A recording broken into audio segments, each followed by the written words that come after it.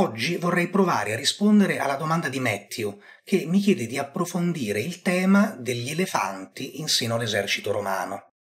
Anche se l'idea degli elefanti da guerra, più che a Roma, rimanda immediatamente a uno dei suoi nemici per eccellenza, ovvero Annibale e il mondo cartaginese, in realtà, se andiamo ad analizzare le fonti storiche, scopriamo che anche i romani, ad un dato punto della loro storia, cominciarono ad utilizzare elefanti da guerra e che oltretutto, in un contesto specifico, lo fecero anche in maniera abbastanza intensiva. Oltretutto, vedremo come la figura dell'elefante colpì talmente tanto l'immaginario romano che uno dei personaggi più famosi della Roma antica, se non il più famoso in assoluto, Giulio Cesare, probabilmente deve il suo cognomen proprio ad un elefante.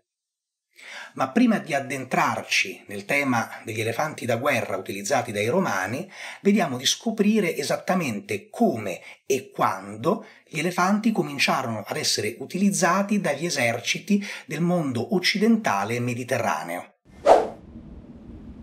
La prima volta che un esercito occidentale si trovò a fronteggiare dei pachidermi su di un campo di battaglia avvenne nel 331 a.C. a Gaugamela, l'odierna Mosul, in Iraq. La battaglia di Gaugamela vide confrontarsi l'esercito macedone di Alessandro Magno e quello persiano di Dario III e si concluse con una vittoria decisiva dei macedoni e di conseguenza con l'inizio del disfacimento dell'impero achemenide. Secondo Arriano, Dario III a Gaugamela aveva schierato 15 elefanti, reclutati presso i vassalli e gli alleati indiani dell'impero achemenide. Ma se andiamo a leggere nel dettaglio le cronache della battaglia, ci rendiamo conto che probabilmente i pachidermi non ebbero parte attiva nello scontro. Al contrario, i macedoni si trovarono a confrontarsi e a rendersi conto dell'efficacia degli elefanti da guerra 5 anni dopo, nel 326 a.C., durante la battaglia dell'Idaspe. L'esercito di Alessandro Magno era penetrato ormai a fondo in quello che era stato l'impero persiano ed era giunto sino al confine con i regni indiani, l'odierno Pakistan. E sul fiume Idaspe Alessandro si scontrò con l'esercito del re Poro, il re di un regno indiano, quello di Paurava, che comprendeva grosso modo parte del Pakistan e della provincia indiana del Pendjab. Secondo Arriano, Poro schierò contro Alessandro ben 200 elefanti. Diodoro Siculo dà una stima probabilmente più affidabile, eppure anche lui parla di un numero ingente, parla di 130 pachidermi. Gli elefanti di Poro misero seriamente in crisi Alessandro, che non poté utilizzare le sue abituali tattiche di ingaggio. Questo perché i cavalli dei Macedoni, non abituati all'odore degli elefanti, se si avvicinavano troppo agli animali si imbizzarrivano e una tattica utilizzata normalmente da Alessandro prevedeva l'utilizzo intensivo della cavalleria per spezzare l'esercito avversario e per sospingerlo contro la fanteria. Anche la fanteria di Alessandro, composta dai sarissofori o pezzeteri, i fanti macedoni armati della lunga sarissa, la lancia di 5 metri, ebbero grandi difficoltà, poiché erano schierati in formazioni molto fitte e poco manovrabili, un bersaglio ideale per le cariche frontali dei pachidermi che maciullarono centinaia di soldati. Non a caso Alessandro riuscì infine ad aver ragione degli elefanti di Poro non grazie alla sua cavalleria o alla sua fanteria di linea, bensì utilizzando la sua fanteria leggera, i suoi schermagliatori, i peltasti traci e agriani, che iniziarono a tempestare gli elefanti di giavellotti, mirando principalmente agli occhi e ai conducenti delle bestie. Oltretutto da Curzio Rufo sappiamo che Alessandro aveva equipaggiato precedentemente alcuni reparti di fanteria appositamente per affrontare i pachidermi, dotandoli di asce e ordinando loro di colpire le zampe degli animali. Probabilmente doveva trattarsi delle sagaris, le asce da guerra proprie dei persiani. In ogni caso, infine, l'esercito macedone riuscì ad aver ragione di quello indiano del re Poro, ma a seguito di perdite notevoli. A conclusione della battaglia, Alessandro Magno riuscì a catturare ben 80 elefanti e in seguito ricevette da diversi monarchi indiani altri elefanti in dono. Da questo momento in poi fu abitudine presso i regni ellenistici di avere sempre una forza, piccola, media o grande, di questi carri armati dell'antichità. Nel 323 a.C., con la morte di Alessandro Magno, assistiamo al disgregarsi del suo impero. I suoi successori, i Diadochi, finiscono con lo scagliarsi gli uni contro gli altri, andando a costituire degli eserciti poderosi con l'intento sia di preservare i loro domini, sia di ampliarli alle spese gli uni degli altri. Ovviamente questi eserciti sono composti anche da reparti di elefanti da guerra. Da Plutarco e Strabone sappiamo che Seleuco I arriva a cedere le province di Aria, Gedrosia ed Aracosia, che tutte insieme andavano a costituire la macro-regione conosciuta come Ariana, grossomodo parte del Pakistan e dell'Afghanistan, ad un re indiano, Sandrocotto, che in cambio gli fornisce 500 elefanti da guerra. Oggi sappiamo che dietro al nome di Sandrocotto si cela l'identità di Chandragupta, il fondatore dell'impero Maurya, che dopo una serie di scontri con Seleuco lungo i suoi confini occidentali siglò una pace, prese in sposa una delle sue figlie, che portò appunto in dote la macroregione detta Ariana, e in cambio fornì al suocero 500 elefanti da guerra.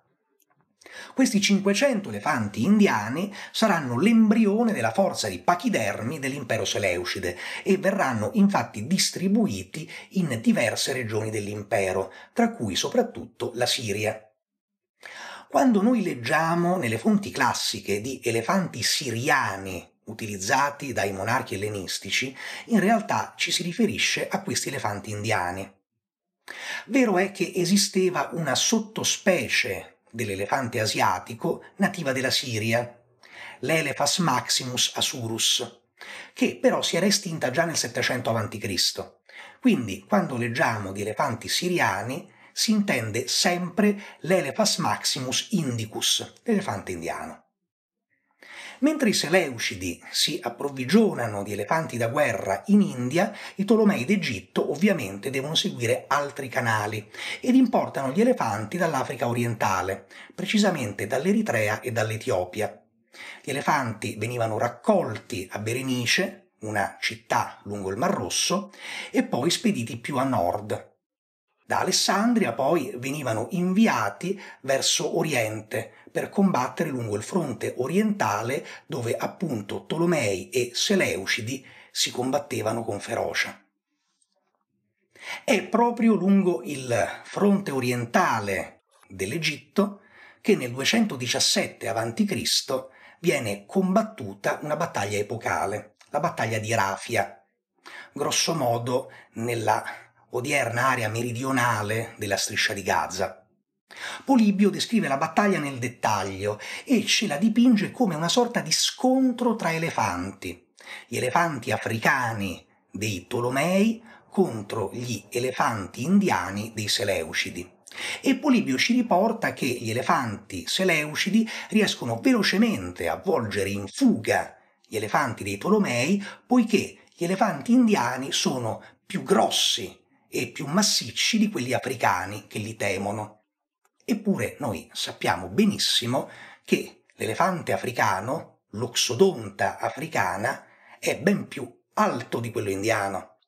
L'Oxodonta africana è alto dai 3,20 metri ai 4 al Garrese, mentre l'Elephas maximus è alto dai 2,70 metri ai 3 al Garrese. Dunque, come mai Polibio ci riporta questo dato che è apparentemente errato? Si è provato inizialmente a giustificare la fonte dicendo che i Tolomei in realtà non utilizzavano l'elefante africano della savana, ma una sottospecie dell'elefante africano oggi estinta, il Loxodonta africana pharaoensis o elefante nordafricano, oppure l'elefante africano delle foreste, il Loxodonta cyclotis. Entrambe queste specie sono alte 2,50 m al Garrese, quindi più piccole dell'elefante indiano. Eppure recenti studi effettuati sul DNA dei resti di pachidermi ritrovati a Berenice, effettuati da Alfred Roca dell'Università dell'Illinois, hanno dimostrato che gli elefanti dei Tolomei erano effettivamente l'Oxodonta africana, quindi l'enorme elefante della savana.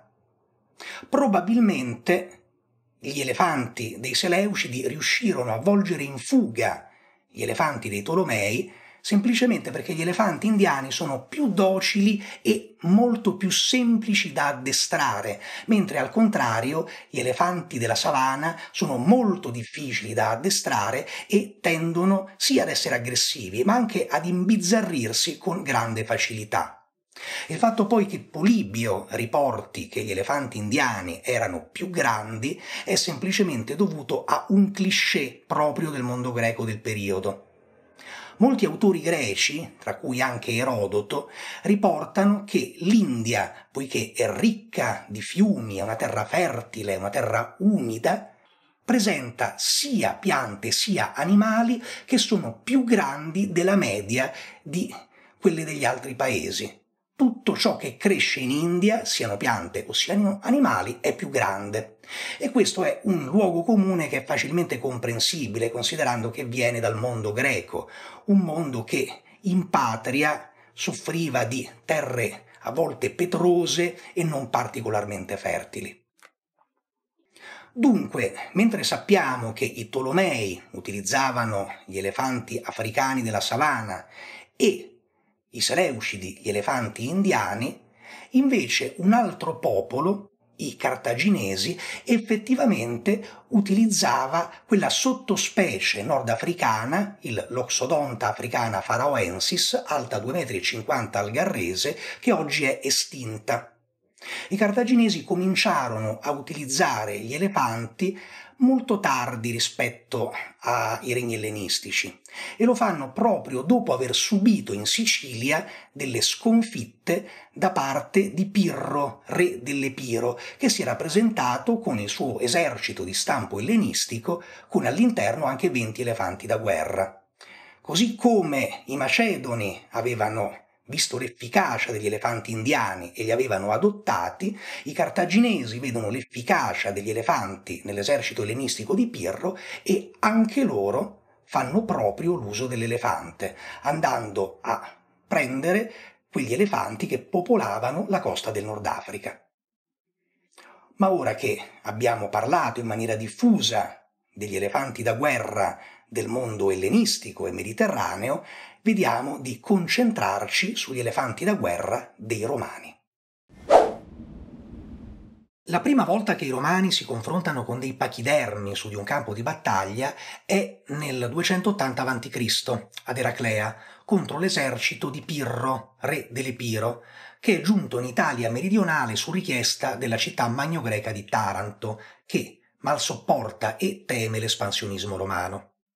I 20 elefanti dell'esercito di Pirro sono un dono che lui ha ricevuto da suo cognato Tolomeo Cerauno d'Egitto e di conseguenza doveva trattarsi di elefanti africani della savana, quelli più grandi, grossi e feroci, ma anche quelli più proni ad imbizzarrirsi. Dal canto loro i romani, secondo Varrone, inizialmente attribuiscono in maniera completamente arbitraria agli elefanti il nome di buoi lucani, e questo evidentemente perché cercano un parallelo con un animale noto, il bue, che probabilmente doveva essere all'epoca la bestia più grossa tra quelle conosciute a Roma, e poi l'appellativo di lucani, poiché è proprio in Lucania che li vedono per la prima volta. Secondo Pompeo Trogo, nel 275 a.C., quando finalmente i romani sono riusciti ad aver ragione di Pirro con la battaglia di Benevento, Manio Curio Dentato porterà in trionfo a Roma alcuni elefanti. Eppure sembra che si tratti di un episodio che non ha particolari sviluppi e per leggere di elefanti attivi in seno alla realtà romana dobbiamo aspettare il secondo secolo a.C. L'utilizzo di unità di elefanti da guerra da parte dei Romani sembra strettamente collegato con la loro vittoria su Cartagine alla conclusione della seconda guerra punica. Infatti, a fornire a più riprese unità di elefanti da guerra a Roma sarà Massinissa, re di Numidia, che proprio passando al fianco di Roma durante le ultime concitate fasi della seconda guerra punica, si era guadagnato il ruolo di personalità più potente di tutto il Nord Africa, ora che Cartagine era ragionevolmente stata ridimensionata. Grato a Roma, Massinissa fornisce a più riprese sia reparti di cavalieri leggeri ausiliari, quelli numidi erano particolarmente rinomati, ma anche reparti di elefanti da guerra. Considerando l'area di provenienza, evidentemente gli elefanti utilizzati dai Romani dovevano appartenere alla sottospecie Loxodonta africana pharaoensis, quegli elefanti nordafricani relativamente piccoli rispetto ai loro cugini della savana o a quelli indiani. Infatti, come già è stato detto, dovevano essere alti grosso modo 2,5 metri al garrese. La prima volta che i Romani impiegano gli elefanti da guerra è nel 197 a.C. nella battaglia di Cinocefale contro Filippo V di Macedonia. E in questo frangente gli elefanti forniti da Massinissa risultano cruciali per lo svolgersi dello scontro, poiché riescono a sbaragliare e a volgere in fuga tutta l'ala sinistra dell'esercito macedone. Leggiamo poi ancora in Tito Livio di 20 elefanti ausiliari inviati da Massinissa che sono presenti nella battaglia delle Termopili del 191 a.C., questa invece contro Antioco III di Siria. Poi ancora nel 190 a.C. i Romani schierano 16 elefanti, sempre contro Antioco III di Siria nella battaglia di Magnesia, e infine leggiamo ancora, durante la terza guerra macedonica, di 22 elefanti, sempre inviati da Massinissa, che vengono schierati contro Perseo, il figlio di Filippo V di Macedonia. E nella battaglia di Pidna, appunto, Lucio Emilio Paolo riuscirà a sconfiggere le truppe macedoni e dare una svolta al conflitto. Ora, questo impiego intensivo degli elefanti da guerra da parte dei Romani contro i regni ellenistici non deve sorprendere più di tanto.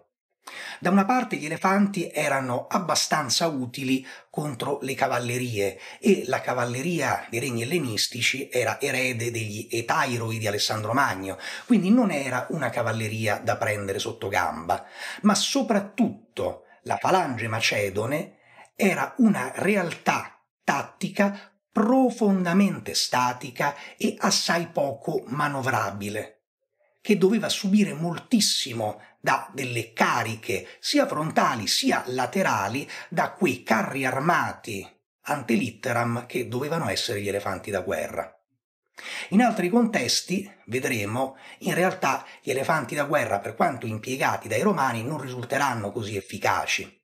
Mentre Tito Livio, appunto, descrive diversi scontri sia delle guerre macedoniche sia della guerra siriaca dove gli elefanti risultano spesso efficaci, al contrario da Appiano sappiamo che 10 elefanti, sempre inviati da Massinissa nel 153 a.C., presso l'esercito del pretore Quinto Fulvio Nobiliore, impegnato a combattere contro i Celtiberi, si riveleranno al contrario un elemento destabilizzante. Mentre l'esercito di Nobiliore sta cingendo d'assedio Numanzia, la città fortificata degli Arevaci, una tribù celtibera, i difensori scagliano macigni dai bastioni. Un macigno colpisce uno dei 10 elefanti ausiliari portati dai Numidi, che si imbizzarrisce. Si rivolge contro gli altri elefanti che si imbizzarriscono a loro volta e cominciano a devastare le unità romane. Appena gli elefanti hanno terminato di travolgere i soldati romani, i Celtiberi fuoriescono da Numanzia e riescono a conseguire contro Nobiliore una vittoria. È qui, in questo resoconto di Appiano, che vediamo i primi germi che poi porteranno un progressivo abbandono dell'uso dell'elefante in battaglia da parte dei Romani. Ma è ancora presto. Polieno, negli Stratagemata, riporta che Cesare, durante la sua spedizione in Britannia, per atterrire gli indigeni avrebbe fatto attraversare il Tamigi ad un elefante da guerra gremito di ausiliari equipaggiati con armi da getto. Sebbene il passo di Polieno rimanga fortemente dibattuto, e questo perché non trova alcun riscontro nel De Bello Gallico di Cesare, il fatto che Svetonio scriva che Cesare celebrò a Roma il suo trionfo sulla Gallia con un corteo composto anche da 40 elefanti, lascia aperta la possibilità che tra le truppe cesariane in Gallia Transalpina vi fossero anche delle unità di elefanti da guerra. In ogni caso, il rapporto molto stretto di Cesare con la figura dell'elefante, un rapporto potremmo dire identificativo, traspare già da un conio cesariano che evidentemente celebra la vittoria sui Galli. Su questa moneta noi vediamo raffigurata l'effigie di un elefante con la scritta Caesar, Cesare, che è intento a calpestare, a travolgere un carnix, la caratteristica tromba da guerra dei Celti, che in questo caso evidentemente rappresenta la Gallia. Questo rapporto, per certi versi quasi totemico, di Cesare con l'elefante, secondo Svetonio affonda nella storia della gens Iulia. Secondo lui, il primo a portare il cognomen Caesar sarebbe stato un antenato di Cesare che si sarebbe coperto di gloria durante le guerre puniche, uccidendo di suo pugno un elefante cartaginese. Si sarebbe tentati di identificare questo antenato illustre in Sesto Giulio, un condottiero romano che aveva partecipato alla seconda, ma probabilmente anche alla prima guerra punica, e forse identificare addirittura l'episodio specifico con l'assedio di Palermo, un episodio della prima guerra punica durante il quale diversi guerrieri romani avevano abbattuto alcuni pachidermi cartaginesi. Svetonio continua affermando che la parola Caesar deriverebbe direttamente dalla parola della lingua dei Mauri Caesai, che starebbe a significare proprio elefante. Effettivamente, se andiamo ad esplorare non tanto la lingua dei Mauri o un qualche dialetto berbero, ma proprio la lingua punica, la lingua dei cartaginesi, noi scopriamo che Kijr significava effettivamente elefante e quindi potremmo immaginare, come già è stato postulato da altri, una sorta di fusione tra il punico Kijr, elefante, e il latino caedo, abbatto, uccido. Cesare sarebbe dunque l'uccisore dell'elefante, colui che ha ucciso l'elefante e di conseguenza può fregiarsi del simbolo, dell'immagine della creatura. Non sfugge l'ironia del fatto che il nome del personaggio più famoso in assoluto della storia romana sia composto da una fusione di una parola latina con una parola dei peggiori nemici di Roma, i cartaginesi. Ancora ironia, se vogliamo, il fatto che Cesare, l'uccisore dell'elefante, durante la guerra civile contro Pompeo si sia trovato a dover affrontare diversi eserciti pompeiani che al loro interno avevano diverse unità di elefanti da guerra. Nel Bellum Africum leggiamo che Labieno, in Nord Africa, aveva costituito per Pompeo un esercito che al suo interno aveva ben 120 elefanti da guerra. E nel De Bello Civili di Cesare invece leggiamo di Giuba, re di Numidia, fedele alleato di Pompeo, che invia una forza composta da diverse truppe di fanteria e cavalleria, ma anche da 60 elefanti, a Scipione Nasica, che a sua volta ha costituito un esercito con all'interno 30 elefanti da guerra. Nel Bellum Africum, d'altra parte, noi leggiamo che Cesare aveva portato in Africa con sé alcuni elefanti, forse proprio alcuni di quei 40 che aveva portato al suo trionfo, affinché i suoi soldati cominciassero ad abituarsi alla vista dei pachidermi, così da non temerli in battaglia. Effettivamente, nella battaglia di Tapso, combattuta nel 46 a.C., proprio contro le forze di Scipione Nasica e Giuba di Numidia, i legionari di Cesare si copriranno di gloria, e in particolare una legione specifica, la Alaudae, costituita interamente da Galli transalpini.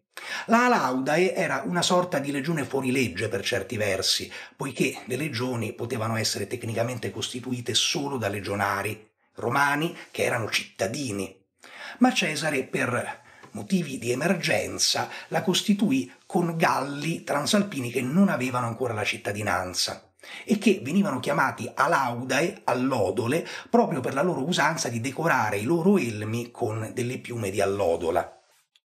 Bene, forse consci anche del loro ruolo particolare di legionari sui generis, non cittadini, ancora barbari, gli Alaudae chiedono a gran voce a Cesare di essere schierati proprio di fronte agli elefanti dei Pompeiani, e durante la battaglia riescono a respingerli. Da allora gli Alaudae portano come simbolo proprio l'emblema dell'elefante, e quale ricompensa migliore per una legione cesariana portare il simbolo dell'animale che si è sconfitto, ma che è anche il simbolo del proprio condottiero. Con la fine della guerra civile, l'utilizzo degli elefanti in seno all'esercito romano comincerà a tramontare. E questo perché, come abbiamo già visto in Appiano, gli elefanti potevano essere sicuramente delle poderose forze da sfondamento, ma al contempo potevano diventare da un momento all'altro un elemento di devastazione per il proprio stesso schieramento, se si imbizzarrivano. Leggeremo infatti in Cassiodione solo di un altro utilizzo in campo militare da parte di Claudio mentre appronta la sua spedizione in Britannia, forse un eco dell'utilizzo dell'elefante da parte di Cesare per varcare il Tamigi. In seguito, in realtà, da questo punto in poi, noi sapremo solo di un utilizzo abbastanza intensivo degli elefanti, ma per i giochi del circo, tant'è che secondo alcuni studiosi il Loxodonta africana pharaoensis si sarebbe estinto non tanto per il cambiamento delle condizioni climatiche del Nord Africa, ma per l'utilizzo in parte in guerra, ma soprattutto nei giochi del circo da parte dei romani. L'ultimo riferimento che troviamo relativo a degli elefanti in seno alla realtà romana non sarà per la guerra, ma per assurdo per operazioni di edilizia. Nell'istoria Augusta leggiamo che l'imperatore Adriano, per fare posto al nuovo tempio di Venere, sposterà il colosso neroniano e per farlo lo farà trainare da 24 elefanti. Se questo video vi è piaciuto, mettete un mi piace, iscrivetevi al canale e se avete anche voi delle domande segnatele nei commenti in basso. Grazie.